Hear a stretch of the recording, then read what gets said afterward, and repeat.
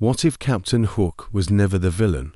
What if the pirates we grew up hating was, in truth, humanity's last hope against an immortal predator?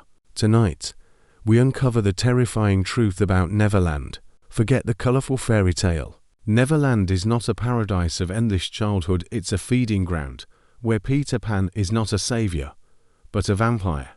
His lost boys are not rescued children, but converts turned into hunters of the living. And at the center of this nightmare stands Captain Hook, rather, Jonathan Crook, a grieving father who lost everything. His silver hook was never a joke, never just a prosthetic. It was forged as a weapon, a stake designed to pierce the heart of the undead. His ship, the Jolly Roger, was not for treasure, but a fortress stitched with garlic cells and burning lights to keep the monsters at bay. But the darkest secret of all is this: Peter was only the beginning. Behind him lurks the first mother, an ancient being who feeds not just on blood, but on belief itself. So ask yourself, when you whisper, "I believe in Peter Pan," who are you really feeding? Do you love uncovering the dark secrets hidden inside fairy tales and ancient myths? Hit the like button and subscribe to Tales Mythology today, so you won't miss any of our mysterious journeys. Every subscription is a spark that helps us keep unveiling the forgotten truths of legends and lore. The story begins, not with a sword fight, not with a fairy's glittering wings, but with a window. Imagine, for just a moment, the window of your childhood bedroom. The curtain sways ever so slightly in the night breeze. The moonlight drapes across your toys and books, your bedspread, your dreams. It feels safe until it doesn't. Because what if, instead of a kind boy offering you escape, the figure outside was smiling just a little too wide, his eyes too dark, his shadow stretching too far? What if that smile wasn't an invitation, but a warning? That's where tonight's tale begins. We've all heard the story of Peter Pan, the boy who never grew up, who whisked children away to Neverland for endless play. We've laughed at Hook, jeered at his cowardice, mocked his obsession with the crocodile. But what if everything you thought you knew was a trick? What if Hook wasn't the villain but the last protector standing between humanity and something ancient, something monstrous? When I was young, Peter Pan scared me, even when I didn't know why. I couldn't explain it. But something about a stranger to me who slips into bedrooms at night to steal children never sat right. Years later, I realized what my child's brain had intuited, that some fairy tales disguise warnings. Tonight, we're pulling apart one of those fairy tales. We'll step into the misty world of Captain Hook, not as Disney painted him, but as grief forged him. Jonathan Crook, a father, a hunter, a man who lost everything to the boy who never aged. And in his rage, he discovered the truth that Peter Pan was no whimsical savior. He was a vampire. By the end, I won't tell you who the hero is. I'll leave you to decide, but I will warn you, if you ever see a shadow flit past your window tonight, don't smile, don't wave, and whatever you don't say, I believe in Peter Pan. Jonathan Crook was not born into legend. He wasn't a pirate, nor a brigand, nor the kind of man whose name would echo in sailors' ballads. He was, quite simply, a man of the coast, a husband, a father, someone who knew the weight of nets heavy with fish, the creak of salt's swollen timber beneath his boots, and the sour taste of cheap ale after a day's work. A place where gulls screamed in the grey mornings, where fog rolled in thick as wool, curling into the narrow streets and clinging to the roofs of crumbling cottages. The kind of place where the sea always smelled of rust, rot, and secrets. People here spoke in whispers about storms, about ships that never returned, about strange lights on the cliffs. Jonathan was not a rich man, but he had something far more precious, a family. His wife, Anna, was his light in the fog, the laughter that warmed their meager home, and their Sontsmal, bright-eyed, curious was the anchor that kept him steady. In a world of uncertainty, Jonathan Crook believed in two things: the sea would always provide, and his family would always be his. But belief is fragile. It began on an ordinary night, the kind that slips by unnoticed until memory sharpens it into tragedy. Jonathan's son was there one moment, this laughter echoing through the cottage, and gone the next. No broken door, no cry for help, just silence, sudden and suffocating. The villagers searched. Lanterns swept the cliffs, nets dragged the shallows, but there was nothing, no body, no blood, only a trail of saltwater footprints that led away from the house and up toward the mist. Jonathan scoured every inch of shoreline, screaming his son's name until his throat tore, but the footprints ended at the cliffs, fading into the void of the sea. Grief hollowed him. He stopped eating. He stopped sleeping. He listened for his son's voice in the crash of waves, in the moan of the tide. Then, weeks later, the second blow struck. His wife vanished too. One night, she left the bed they had once shared and walked into the fog, murmuring words he would never forget. "I hear him. He's calling me back." She never returned. The sea had swallowed them both, or so Jonathan thought, but whispers began to circle in the taverns, spreading from the lips of sailors too drunk to guard their tongues. A boy in green, they said, had been seen soaring through the skies. A boy with eyes too bright, too hungry. He called to children in the dead of night, and those who followed him never came back. Jonathan wanted to dismiss it as foolishness, but the words gnawed at him, because in the fragments of his wife's final whisper, he recognized the same law, a call, a promise. And then came the stories of those who returned, not many but enough to chill the bones. Children who stumbled back weeks or months later, eyes glassy, skin pale, movements strange. They were not the same. Their laughter was hollow. Their shadows moved wrong. Jonathan's grief turned into obsession. He followed every rumor, every whisper, every sighting. He haunted the taverns, bribed drunk sailors for scraps of maps, chased phantom trails through mist and storm, until at last the stories converged on a single name, Neverland. The old sailors spoke of it with dread, not as paradise, but as a feeding ground, a place outside of time, where lost children were not saved, but harvested, where the boy who never grew old played his games with fangs hidden behind a smile. It was then Jonathan Crook understood. His son had not drowned. His wife had not fled. They had been taken, lured into the eternal twilight of Neverland, and so grief sharpened into purpose. He would follow. He would hunt. He would tear open the veil between worlds and drag his family back, a die trying. Commentary and reflection. At this point, I pause to reflect not just on Hook's tragedy, but on the universality of loss, because what happened to Jonathan is not as distant as it seems. We've all heard stories of parents who never stop searching for missing children, of mothers who leave porch lights on for decades, waiting for a son or daughter to come home, of fathers who wander towns with faded photographs in their pockets, asking strangers if they've seen a familiar face. Grief can hollow a person, but grief can also forge a weapon. Jonathan Crook's story is fiction, but the shape of his pain is real, and that's why it resonates. He's not a caricatured villain.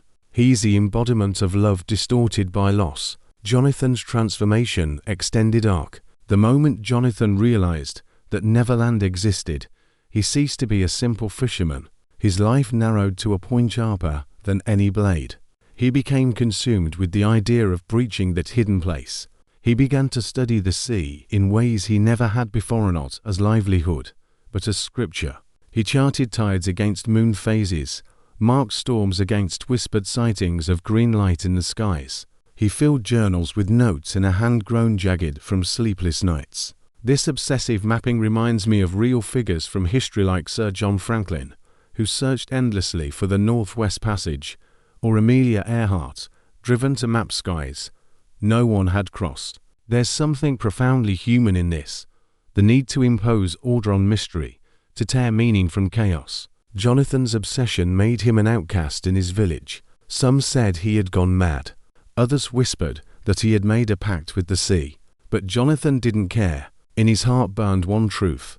Peter Pan had stolen his family, and he would not stop until he followed. It was this obsession that earned him a ship, not a grand vessel at first, but a patched-together whole-gritted wood, scavenged sails, a skeleton of what would one day become the Jolly Roger. With each storm survived, each mile sailed into the impossible. Jonathan shed his old lifelike skin. He was no longer a fisherman. He was no longer a father, nor even a husband. He was a hunter, and in the hunt, he found a new name. The world would call him Captain Hook. Neverland. The name itself feels like a lullaby, soft, promising, familiar. It conjures the picture of green meadows, laughing fairies, and lagoons where mermaids sing. Children grow up believing it is paradise, a place to escape the boredom of chores, the tyranny of bedtime, the inevitability of growing old.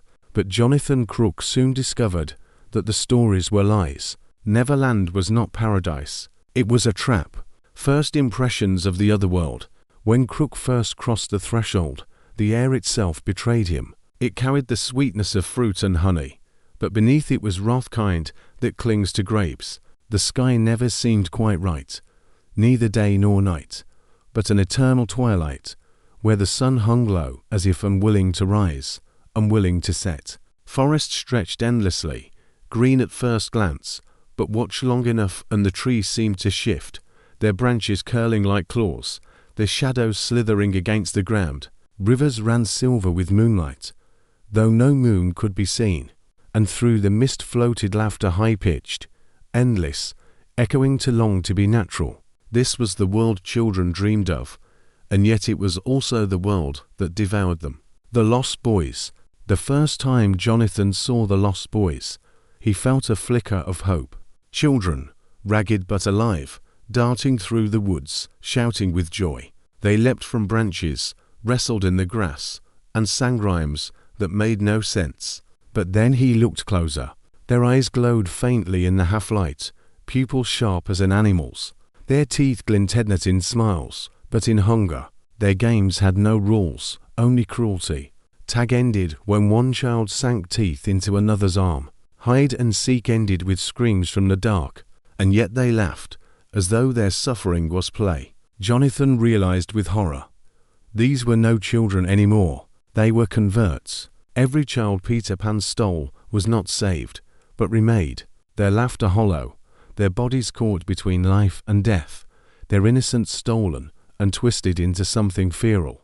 Jonathan thought of his son, of the trail of saltwater footprints, of his wife vanishing into the fog. Was his child one of them now? A laughing predator, hunting in Peter's shadow. The thought nearly broke him, but grief, once sharpened into purpose, can become harder than steel. He would not turn away. Peter Pan revealed, and then came Peter, the boy who never grew up, the boy whose laughter could charm, whose promises could enchant. To the unknowing eye, he was everything a child could want, a leader, a friend, an adventure embodied. His green tunic shimmered like leaves in the wind, his dagger glinted in the half-light, his shadow danced with freedom. But to Jonathan, he was a predator wearing the mask of innocence. Peter's eyes were the first betrayal. Too old, too knowing, too cruel. His smile never reached them, and when he flew, it was not graceful, it was ravenous, like a hawk circling prey. The truth struck Jonathan like a blade. Peter Pan was not a savior. He was a vampire. Every game, every laugh, every promise of never growing up was not a gift, it was a curse. The hidden darkness in stories. It's here that I want to pause, to step back from the fairy tale, and ask a question. Why do we tell children stories about strangers who whisk them away at night? Think of Hansel and Gretel, abandoned in the woods by their parents, stumbling into a witch's oven. Think of Sleeping Beauty, cursed to eternal sleep until a stranger's kiss awakens her. Think of Little Red Riding Hood, who meets a smiling wolf in the woods. And then Peter Pan, a boy who climbs through windows, steals children from their beds, and convinces them never to come home. We have romanticized these tales, softened their edges, painted them with pastel colors and catchy songs. But underneath, the warning remains. Beware the smiling stranger who comes in the night. Jonathan Crook was the first to see the warning for what it was. The feeding ground. Neverland was not a dream. It was a feeding ground. Children were not kept young because of magic dust. They were kept young because they were food. Their bodies trapped in a cycle of hunger and play, sustaining Peter's immortality. Every moon brought the feast cycle, a blood ritual that kept Peter's powers alive.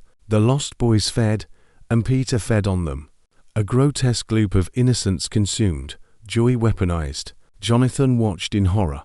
He saw children he might have recognized, their faces glimpsed in the firelight, their laughter echoing like his son's. And he knew he could never bring his family back. Not whole, not truly. And so his mission shifted. No longer a father searching, now a hunter avenging. Real-life parallel, lost children. This part of the story strikes me the hardest, because even outside Neverland, children vanish, into wars, into poverty, into exploitation. Some return changed, hardened, broken. Others never return at all. Jonathan's story may be myth, but the grief it captures is painfully real.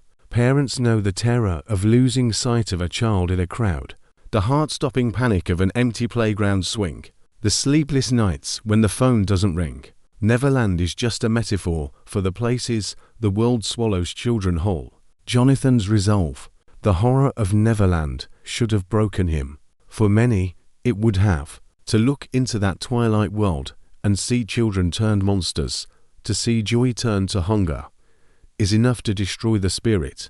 But Jonathan was forged in loss, and in that crucible, he found not despair but rage. Rage at Peter, rage at the lie of Neverland, rage at the ancient hunger that fed on laughter and belief. It was in that moment Jonathan Crook began his transformation into something more. He shed the last vestiges of the grieving fisherman. He was no longer a man searching for his family.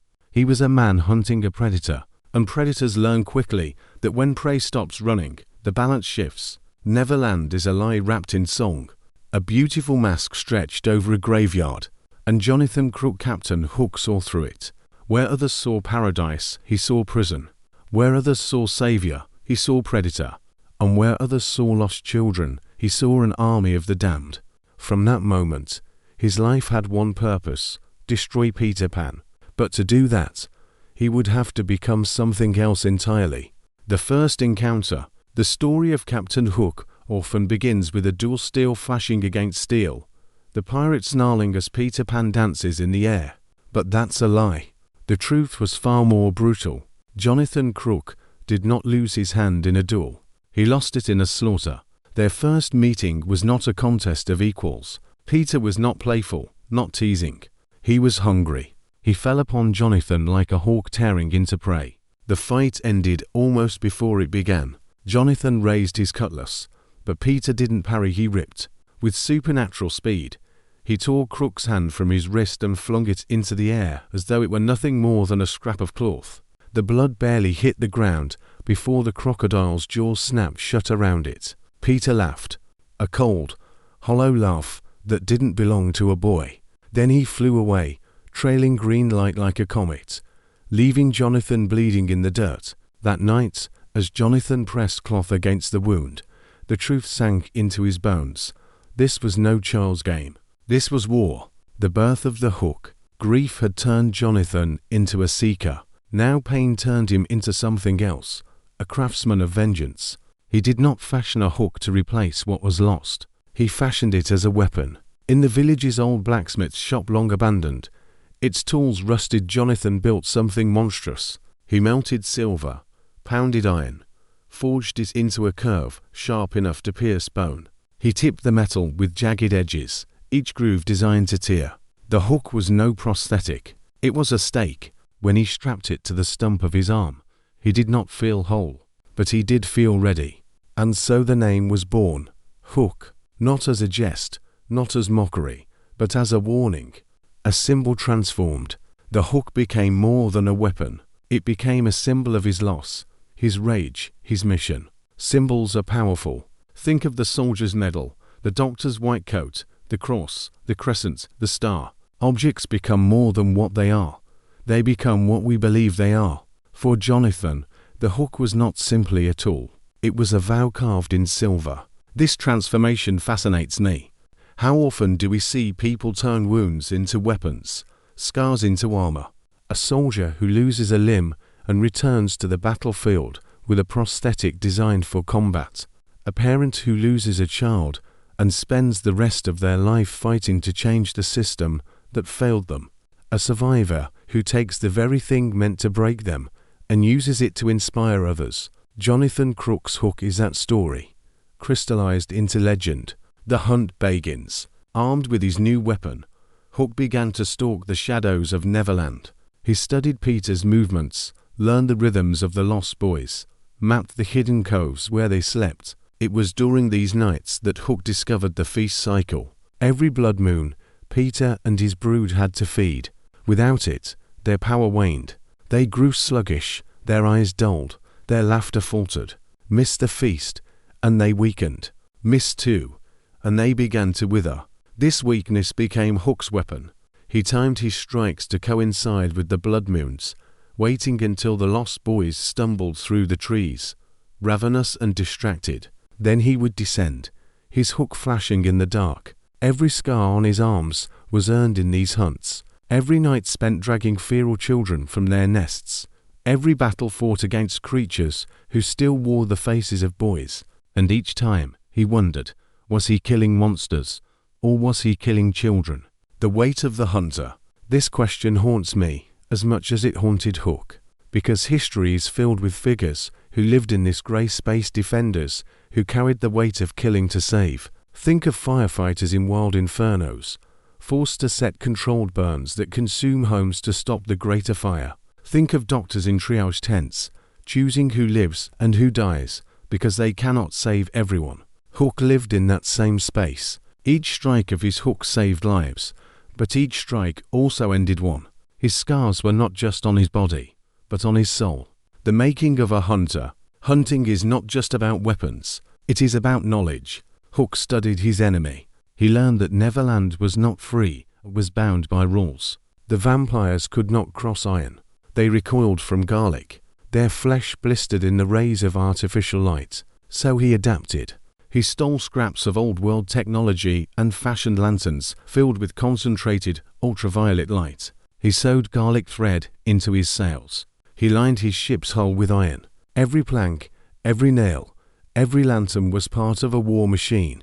Hook was not just a pirate. He was an engineer of survival. The moment of transformation. There comes a moment in every story where the protagonist crosses a line, a threshold from which there is no return. For Jonathan Crook, that moment was not the loss of his family. It was not even the loss of his hand. It was the moment he strapped the hook to his wrist and walked onto the deck of the Jolly Roger, knowing he would never again be just a man. From that moment on, he belonged to the hunt. This is why I cannot see Hook as a villain. He was not born cruel.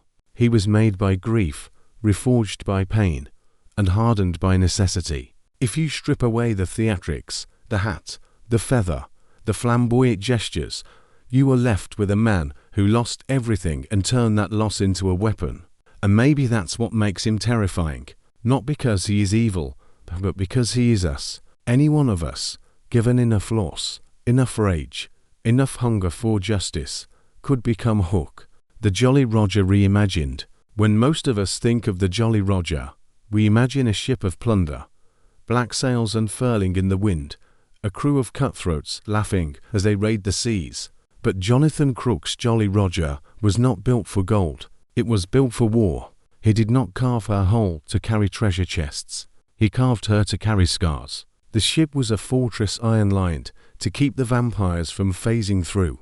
Every plank carved with wards older than language.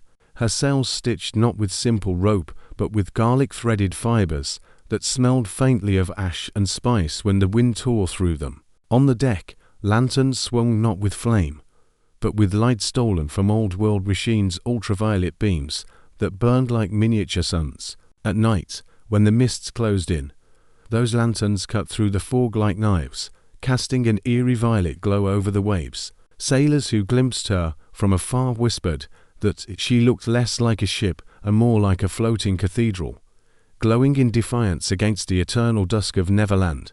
This was not piracy. This was resistance. A ship of blessings. Hook knew that steel and wood would not be enough. Neverland was not bound by earthly rules. Its predators could slip through cracks, vanish into shadows, strike from the air. So he carved blessings into every surface. The mast was engraved with circles of protection, The rudder bore sigils of banishment. Even the planks beneath the crew's feet were etched with prayers carved deep into the grain, so that the salt and sea could never wash them away. Each blessing was a scar, and the ship became as scarred as its captain. She was not beautiful in the traditional sense. Her lines were jagged, her sails frayed, her timbers blackened. But to those who understood, she was magnificent. She was the first and last bastion against the predators in the sky. The crew. What kind of men would follow such a captain? Not the greedy or the glory seekers. They would not have survived a single night. Hook's crew was made of the broken. Sailors who had lost children. Fishermen who had seen shadows take their wives. Drifters with nothing left but rage. They were not united by loyalty to gold or country, but by a singular cause, vengeance. And in that cause, they found purpose. Each man carried scars, just as their captain did. Some bore burns, others missing fingers or eyes. Unlike their captain, they did not hide their wounds, they wore them openly, as marks of survival. It reminds me of resistance fighters throughout history. In every occupied land, there are those who rise from grief and turn it into defiance. Their weapons may be crude, their numbers few, but their resolve is iron. Hook's crew was the same, a brotherhood of the scarred, the crocodile. But the ship was not Hook's only weapon. There was something older, darker, lurking beneath the waves, the crocodile. In the stories, the crocodile is played for laughs, a comic beast that swallowed a clock and follows Hook endlessly, snapping at his heels. But the truth was far more terrifying. This creature was no ordinary animal. It had once tasted vampire blood, and that taste had corrupted it. It became a predator of predators. Its hunger no longer for fish or flesh, but for the essence of the undead. It stalked the waters around Neverland, drawn to the scent of blood, its scales glistening with an unnatural sheen, its eyes glowing faintly in the dark. Hook did not tame it. He could not tame it. But he learned to use it. He lured Peter into its waters, using himself as bait. He knew the crocodile remembered his blood, that at any moment it might turn on him. But that was the risk he embraced. Better to die feeding the beast a vampire than to live cowering on shore. This uneasy alliance fascinates me, because it reflects a truth we see in our own world. Sometimes survival means forging alliances with dangerous forces, nations arming rebels, only to watch them become new tyrants, scientists experimenting with the very diseases they hope to cure. The crocodile is that paradox, salvation and damnation in one set of jaws. The predator of predators. Hook often spoke of the crocodile as a curse. It had his scent, it wanted his blood. Wherever the Jolly Roger sailed, he could feel its presence beneath the waves, circling, waiting, and yet he needed it. The crocodile was proof that Peter was not invincible. If a beast could hunger for vampire blood, then vampire blood could be consumed, destroyed. The crocodile was nature's rebellion, the balance to Peter's endless hunger. But Hook never forgot. Balance cuts both ways. The crocodile might one day finish what Peter started. He did not fear death, but he feared dying before Peter did. The fortress and the curse. There's a strange irony here. Hook's greatest strength was also his greatest threat. His ship was a fortress, but it was also a prison, every man bound to its cursed mission. His crocodile was a weapon, but it was also a doom, waiting to strike. This is the paradox of survival. We build fortresses to keep out danger, only to find ourselves trapped within them. We ally with monsters, only to realize they demand their due. Hook lived with this paradox every day, and perhaps that's why his story resonates so strongly. Because isn't that the human condition? To build, to protect, to survive, always knowing that nothing we make is without cost. Life aboard the Jolly Roger. Nights on the Jolly Roger were tense. The lanterns cast eerie shadows across the deck, stretching the crew into ghostly figures. The garlic-threaded sails crackled faintly in the wind. The wards carved into the planks seemed to hum with energy, as though the ship itself was alive. The crew slept in shifts, their weapons always within reach. Silver-tipped arrows, iron stakes, bottles of crushed garlic oil. Each man knew that at any moment, the sky could tear open and the lost boys could descend like a storm. But there was also a strange peace aboard the ship. For many of these men, the Jolly Roger was the first place where their grief had meaning. On land, they had been drunks, outcasts, madmen. At sea, under Hook's command, they were soldiers of vengeance.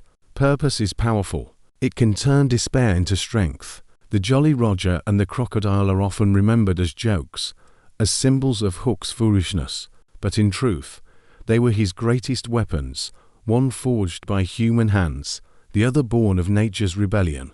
Together, they made Hook not just a man, but a force. He was no longer Jonathan Crook, the grieving fisherman. He was Captain Hook, the hunter. His ship was his fortress, his curse was his ally, and his mission was clear: to end the predator in the sky, no matter the cost. The weight of every hunt. By the time Hook's legend spread across Neverland, he had already fought dozens of battles. His hook had torn through the flesh of lost boys. His blade had slashed the air where Peter once hovered.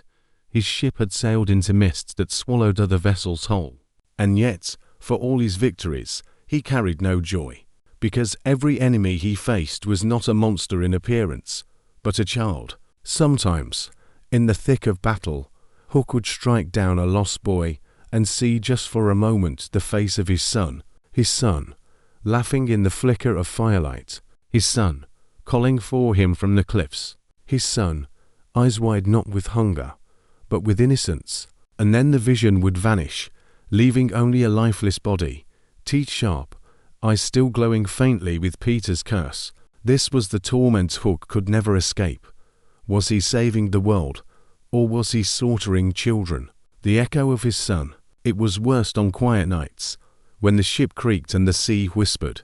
That was when he heard it, the laughter, faint, distant, but unmistakable. His son's laughter. Sometimes it came from the forest, carried across the water. Sometimes it came from the deck itself, though no boy was there. And sometimes, most cruel of all, it came from his dreams, pulling him awake in tears. Hook never knew if it was real. Perhaps his son was still alive among the lost boys, still playing Peter's bloody games. Perhaps it was only memory gnawing at him. Or perhaps, and this thought chilled him most, Peter was tormenting him deliberately, sending the echoes to break his will. The curse of choice. Every battle carried a choice. Strike, and he might be killing a child who still remembered his family. Hold back, and he risked unleashing a predator on innocence. This is the kind of dilemma that history rarely honors. Heroes are painted as decisive. Their choice is clear. But real battles are never so neat. Real soldiers must decide whether to fire on buildings that may hold both enemies and civilians. Real doctors must decide who lives and who dies when resources run out. Real parents must decide whether to shield one child at the risk of another. Hook lived in that space, the endless grey, where every choice felt like sin. And still he chose, because not choosing would mean surrender. The haunting. There's an old saying, we don't fear ghosts because they are dead. We fear them because they remind us of the living we couldn't save. Hook was haunted not by spectres of strangers, but by the shadows of children he had killed. He saw them in the mist, pale faces watching from the tree line. He felt them in the ship's timbers, carved into the grain. He carried them in the weight of his hook. And still, he hunted, because to stop would mean allowing Peter to continue, and that was a curse Hook could not accept. The nature of guilt. What strikes me most about Hook is not his cruelty, but his guilt. Cruel men do not question their actions. They do not lose sleep over those they kill. But Hook lived with guilt as his constant companion. This is what makes him tragic. He could not stop fighting, but he could not forgive himself for fighting either. And isn't that the nature of many who carry the burden of protection? Soldiers, police officers, doctors, leaders, they live in the impossible balance of saving some while sacrificing others. They are judged for their choices, but few understand the weight they carry. Hook was never simply a pirate. He was a man shouldering the unbearable. The crocodile's reminder. Even the crocodile seemed to embody his torment. Each time it surfaced, its jaws snapping, Hook was reminded of what he had lost: his hand, his humanity, his chance at peace. Some nights, he almost welcomed the beast. Better to end in its jaws than to live one more day torn between saving and killing. But the laughter, the faint echo of his son always pulled him back. He could not die yet. Not until Peter did. The stories we tell. What fascinates me most is how the world remembered this part of Hook's story. In the tales we grew up with, Hook is portrayed as cowardly, foolish, almost comic. His torment is erased, his battles trivialized. But isn't that always the way? We flatten complexity into caricature, because it's easier to laugh than to face the truth. It's easier to paint Hook as the villain than to confront the possibility that Peter Pan, the eternal child, the dream of youth, might actually be the predator. And yet, deep down, the truth slips through. Children sense it. That's why Peter Pan unnerves some even in its brightest adaptations. We know there's something wrong about a boy who steals children away at night. Hook saw the truth, and he bore the weight of telling it even if the world refused to believe him. Every time Hook raised his weapon, he fought two enemies, Peter and himself. One was a vampire in a boy's body. The other was the man who could not forgive himself for fighting children. And yet he never stopped. Because behind the guilt, behind the torment, behind the endless echoes of laughter, one truth burned brighter than all the rest. Peter Pan had to die. Only then would the world be safe. Only then would his son's laughter finally fall silent. The whispers in stone.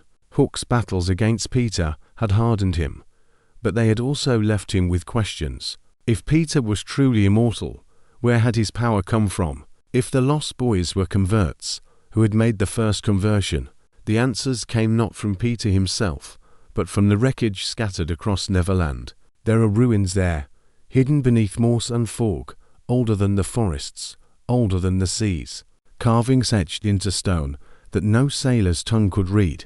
Hook found them while chasing Peter through a forgotten cove, remnants of a civilization that had been erased from every map, every log, every sailor's tale.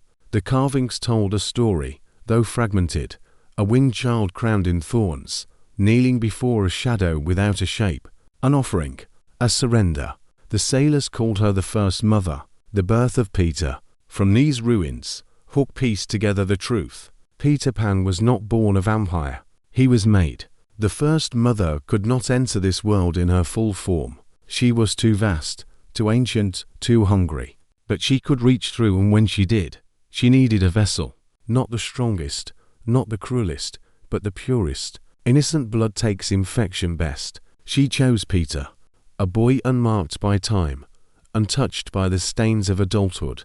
His innocence made him the perfect host. Through him, she could pour her hunger, her games, her lies. And so Neverland was born not as a paradise, but as a feeding ground, a world outside time, where children never grew old, because they were never meant to live long enough. The true horror, it was not Peter alone who was the threat. He was merely the beginning. The first mother had plans stretching beyond Neverland. Her hunger was not just for blood, but for belief. Every time a child whispered, "I believe in Peter Pan," it fed her. Every bedtime story, every play, every laugh in the dark about the boy who never grew old, all of it was fuel. Hook realized with horror that the stories themselves were her weapon.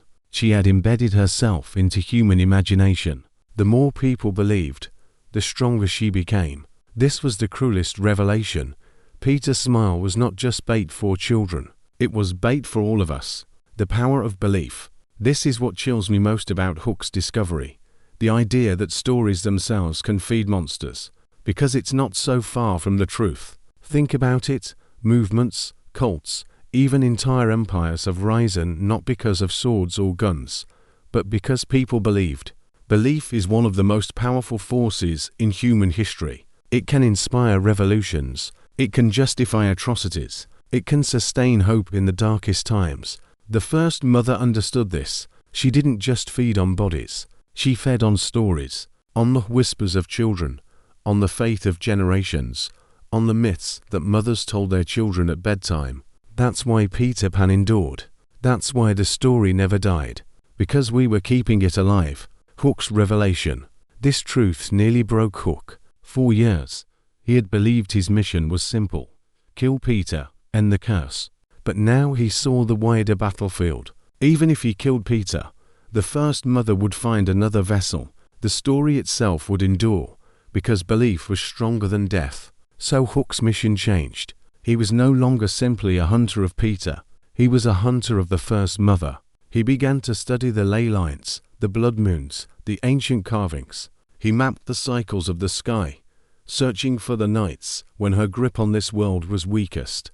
He gathered weapons, not just to pierce flesh, but to cut through story, through faith, through the very fabric of belief. He knew he might not live to see the end. But if he failed, the first mother would spread, and the world itself would become one endless Neverland where no one grows old, because no one lives long enough to. The enemy behind the enemy.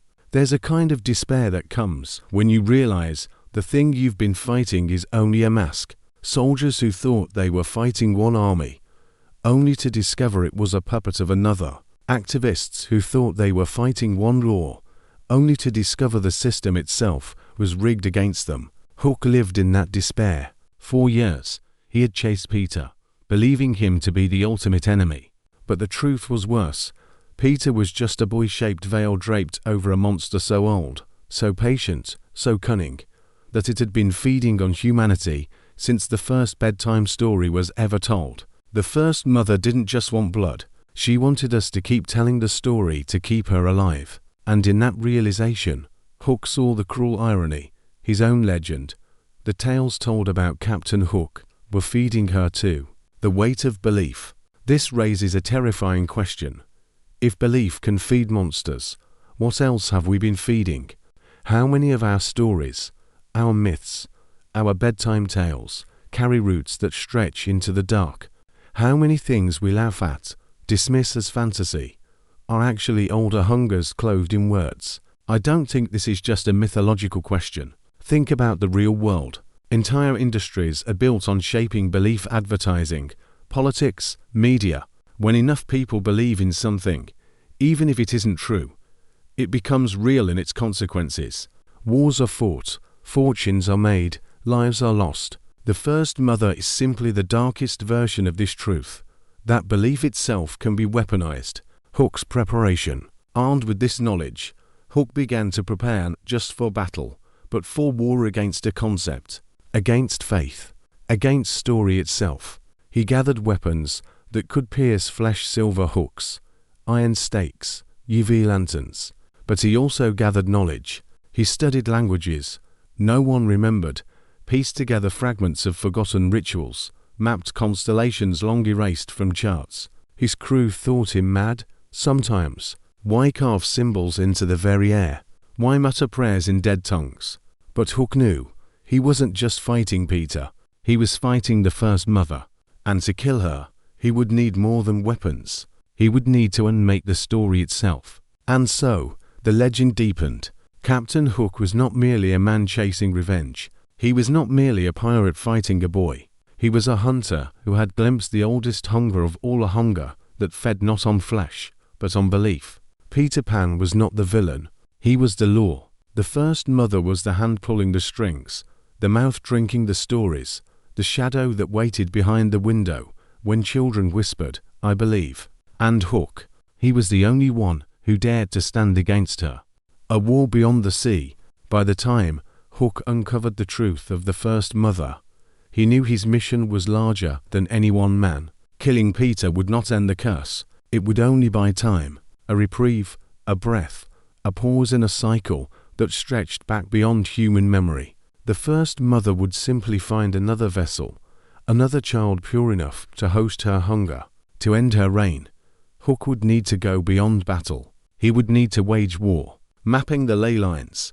Neverland was not a world bound by ordinary geography. It was a wound in reality, a place outside of time, stitched together by lines of power that crisscrossed the earth. Hook became obsessed with these lines. He charted them on parchment, lines drawn in blood and ink, connecting shipwrecks, ghost ports, ruins. He saw how they converged in Neverland, how the first mother had chosen this place, because it was the perfect feeding ground, a nexus of belief and blood.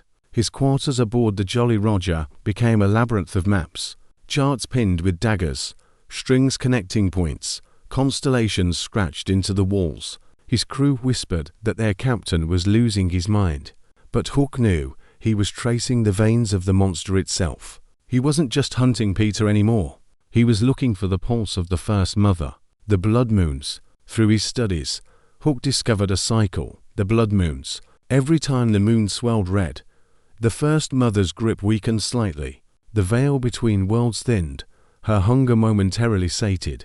It was in these moments that Peter grew reckless, and the lost boys hungrier. It was in these moments that Hook struck. But Hook's eyes were set beyond Peter.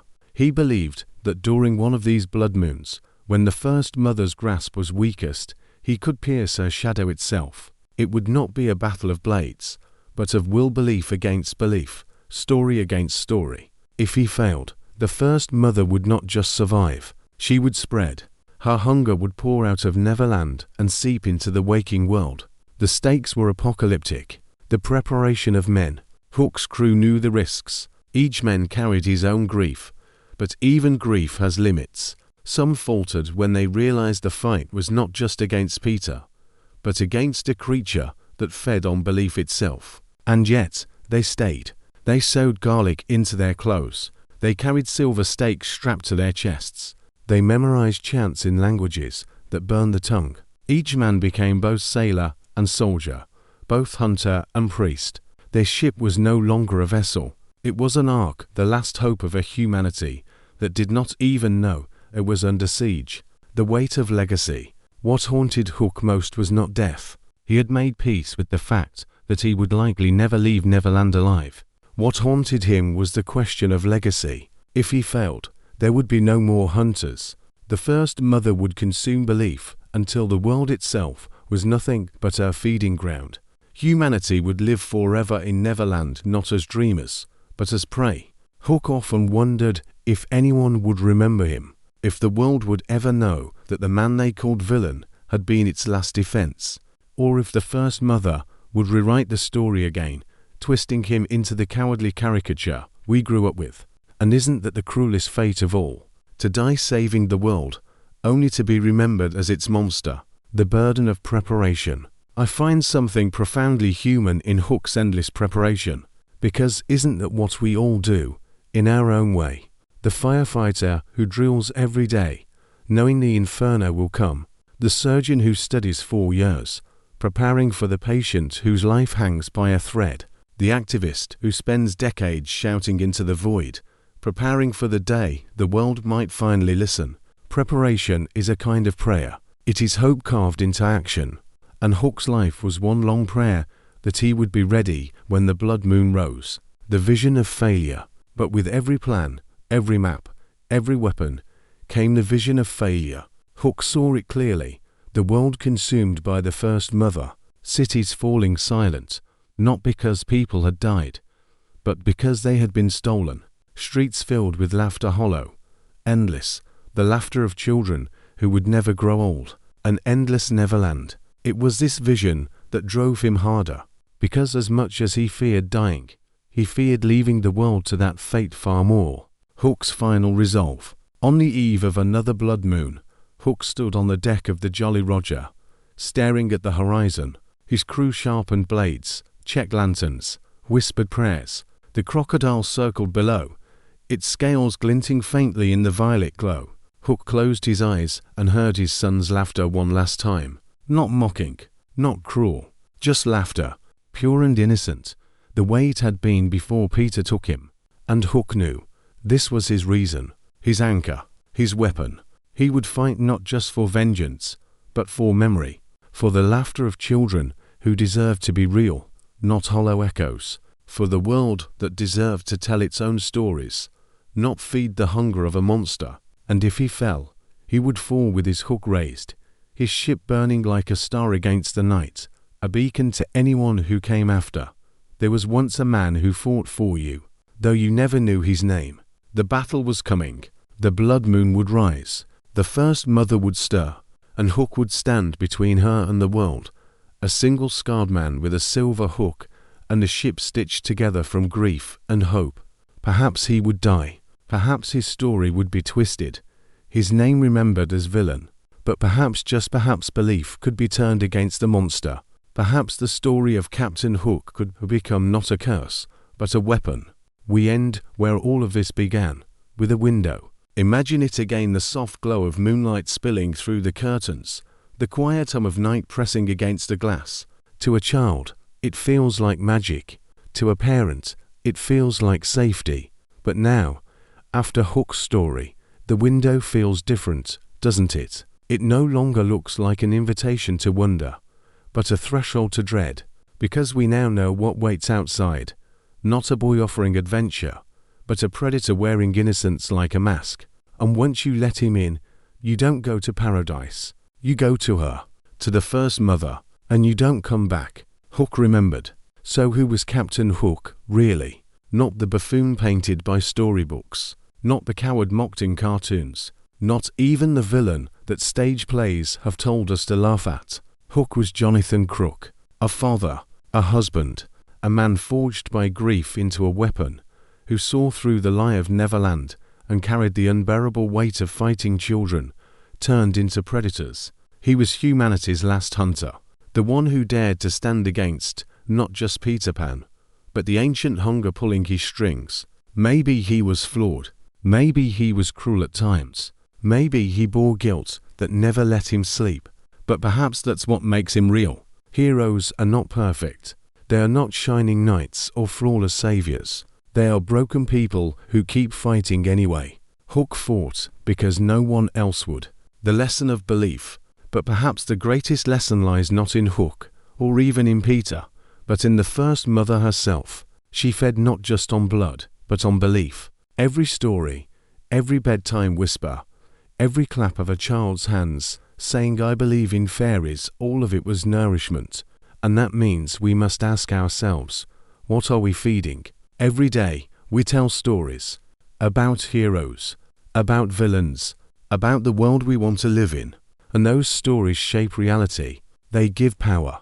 They direct our belief. The first mother is just the darkest reflection of that truth. If belief can feed monsters, it can also feed hope. If stories can sustain hunger, they can also sustain healing. Hook's fight was not just against a vampire. It was against the way belief itself can be twisted into chains. The stories we choose. I think often about the stories we pass to children, about how fairy tales are not just entertainment, but warnings, about how myths are not just fantasies, but mirrors of our fears. And I wonder, if we tell the wrong stories, if we cling to myths that hide predators behind smiles, are we feeding monsters even now? Hook's story asks us to be vigilant, to question the tales that feel too comforting, too sweet, to look behind the mask of innocence and ask, who benefits from this story? Who grows stronger when we believe it? A whispered warning. So here is the lesson, the one Hook would want us to carry. The next time you picture Peter Pan floating outside your window, smiling with that boyish charm, do not smile back. Do not wave. Do not whisper that you believe, because belief is not harmless.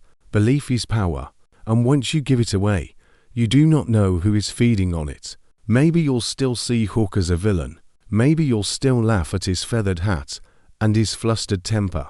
But remember, behind the caricature was a man who carried the weight of our safety, who sacrificed his name, his legacy, even his humanity, so that the rest of us could go on believing in the safety of our windows. The world is full of monsters, but some wear smiles, some tell stories, and some knock on our windows in the night, asking us to believe. When that moment comes, ask yourself, who am I feeding? The final takeaway. Captain Hook's story isn't just a dark twist on a fairy tale. It's a reminder that grief can forge purpose, that belief can shape reality, that the monsters we fear most are often hidden in the stories we love. And above all, it is a reminder that villains and heroes are often separated only by perspective. Perhaps Hook was both. Perhaps he was neither. Perhaps he was simply human, scarred, grieving, determined. But one thing is certain, without him, there would be no one standing between us and the endless hunger of Neverland.